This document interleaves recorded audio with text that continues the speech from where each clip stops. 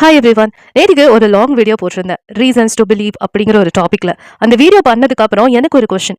இவ்வளோ நாள் இல்லாம எப்ஸ்டீன் ஃபைல்ஸ் ஏன் இப்போ ரிலீஸ் பண்ணணும் அப்படின்னு. இது 90ஸ்ல நடந்த விஷயம். ஆனா இப்போ எல்லாரும் பார்த்துட்டு இருக்கோம். இப்பதான் ரிலீஸ் ஆயிருக்கு. ஸோ எல்லாருக்கும் வர டவுட் என்ன அப்படின்னா, கடவுள் இருக்காரா இல்லையா? அந்த டாக்குமெண்ட்ரியில என்ன சொல்லியிருக்கேன் தெரியுமா? கடவுள் மேல நம்பிக்கை இருக்கணும், இதர் சயின்ஸ் மேல நம்பிக்கை இருக்கணும். அப்படி கடவுள் மேலேயும் நம்பிக்கை இல்லை, சயின்ஸ் மேலேயும் நம்பிக்கை இல்லை அப்படின்னா ஒரு மனுஷன் ஆங்ஸைட்டில தான் இருப்பான்.